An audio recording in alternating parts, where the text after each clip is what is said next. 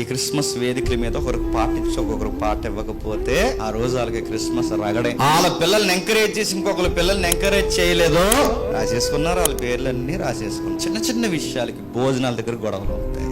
ప్రభు అయిన యేసుక్రీస్తు వారు నమ్ముకున్న మనం ఎవరైనా గుర్తుపెట్టుకోండి, ఒకరిని ఒకరు యోగ్యులుగా. మనలో ఎవరినైనా ఒకడు పొగిడితే మన మనసు తట్టుకోవాలి, మనలో ఎవరైనా ఒకడు బాగుపడితే మన మనసు తట్టుకోవాలి. ఎవడైనా మనకన్నా స్థితిగతుల్లో బాగుంటే వాడిని చూడలేను. అడుగుతున్నాను, అసలు నువ్వు క్రీస్తుని నమ్ముకున్న క్రైస్తవుడేనా? డౌట్ పర్లోమంటారు. ఎవడరా నేను క్రిస్మస్ చేయమన్నాను, ఎవడరా నేను హ్యాపీ క్రిస్మస్ మేరీ క్రిస్మస్ చెప్పమని. ఎదుటోడు బాగుంటే చూడలేవు, ఒకరు బట్టలు వేసుకుంటే చూడలేవు, ఒకరు తింటే చూడలేవు, ఒకరు నీకన్నా ఎదిగితే చూడలేవు, ఒకడు బాగుపడితే చూడలేవు, ఒకడు ప్రేమగా బ్రదర్ నువ్వు మంచోడు అని ఎప్పుడన్నా నీ నోటంటే వస్తుందా? ప్రతి ఒక్కరిని డౌన్ చేసి మాట. అందుకే చూడండి, పోటీలు ఉంటాయి క్రిస్మస్ లో. పోటీ, మీ బట్టలు బాగున్నాయా, మా బట్టలు బాగున్నాయా, మీ డెకరేషన్ బాగుందా, మా డెకరేషన్ బాగుందా.